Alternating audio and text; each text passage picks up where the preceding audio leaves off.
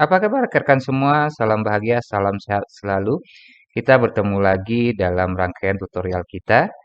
Kali ini kita akan membahas bagian dari uji asumsi klasik pada IBM SPSS Statistik, yaitu uji heteroskedastisitas. Nah, uji ini adalah sesuatu uji yang menilai apakah ada ketidaksamaan varian dari residual untuk semua pengamatan pada model regresi linier. Uji ini merupakan salah satu dari uji asumsi klasik yang harus dilakukan pada regresi linier, apakah sederhana ataupun berganda. Apabila asumsi heteroskedastisitas tidak terpenuhi, maka model regresi dinyatakan tidak handal sebagai alat peramalan. Nah, cara menguji uji asumsi klasik ini yaitu uji heteroskedastisitas, ada beberapa cara. Yang pertama dengan uji Glatzer, kemudian uji Park, kemudian uji Spearman, kemudian dengan melihat grafik. Nah, pada kali ini kita akan membahas cara pertama yaitu dengan uji Glatzer. Nah, dasar pengambilan keputusan dalam uji Glatzer, kita nanti akan melihat di output IBM SPSS Statistik. Kita akan melihat nilai signifikansinya. Jika nilai signifikansinya besar dari 0,05, maka tidak terjadi heteroskedastisitas, artinya terbebas dari heteroskedastisitas. Kemudian jika nilai signifikansinya kecil dari 0,05, maka terjadi heteroskedastisitas. Baiklah rekan-rekan semua, kita akan mulai saja. Di sini kita sudah memiliki file latihan di IBM SPSS Statistik. Kita di sini memiliki 500 data, merupakan rata-rata dari item-item yang ada di kuesioner. Nah, di sini ada 3 variabel independen, kemudian 1 variabel dependen.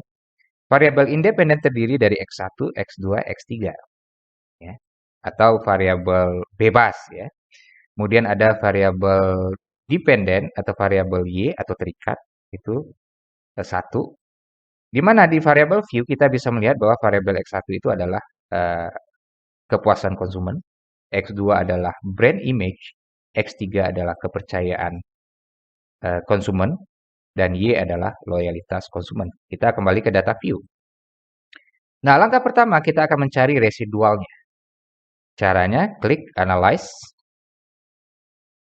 Regression, kemudian klik Linear. Seluruh variabel X, kepuasan brand image, dan kepercayaan konsumen, kita pindahkan ke bagian kanan di bagian independen dengan mengklik tanda panah. Kemudian variabel Y atau loyalitas di sini kita pindahkan ke bagian dependen. Kemudian silakan klik tombol save. Kemudian checklist unstandardized di bagian residual. Kemudian klik continue. Kemudian klik OK. Nah, ini kita abaikan saja, kita close, karena tujuan kita tadi cuma untuk mencari residual dari unstandardized. Silakan di close. No. Nah, kemudian kita akan mencari residual baru. Kita akan memunculkan variabel baru di sini. Nah, klik transform, compute variable, silakan ketik di target variable namanya residual. Kemudian di bagian numeric expression, ya, kita masukkan, saya sudah ketik di Word, biar mudah. Silakan ketikkan di expression numeric expressionnya ABS underscore res buka kurung res underscore 1 tutup kurung.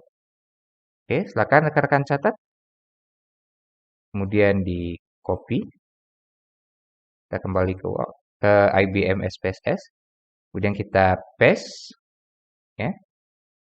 Sebenarnya res underscore 1 ini adalah unstandardized residual ini. Nah, sebenarnya di double klik pun dia akan muncul di sini di numeric expression. Tapi untuk mempermudah tadi saya copy paste saja biar cepat. Kemudian klik OK. Nah, kita kembali lagi ke data view. Ini sudah muncul uh, variabel baru yaitu residual. Kemudian kita akan meregresikan variabel independen kita yaitu X1, X2, dan X3 ke residual. Klik Analyze, kemudian Regression, kemudian klik Linear. Kita keluarkan dulu loyalitasnya. Kemudian kita ganti dengan residual dengan memindahkan ke bagian dependent. Oke, kita klik dulu tombol Save karena kita akan menonaktifkan unstandarized atau residual unstandarized-nya. Hilangkan tanda checklist-nya. Kemudian klik Continue. Ya. Kemudian OK. Nah, silakan rekan-rekan perhatikan ke bagian koefisien ya atau di tabel koefisien. Kita akan melihat nilai signifikansi ini. Silakan di copy dengan cara klik kanan, copy spesial. Oke. Pindahkan ke Word biar mudah. Kita paste ya. Nah, mudah saya kasih tabel. Kemudian ini saya copy. Ya. Dan saya paste di sini. Ya. Oke. Ini 0.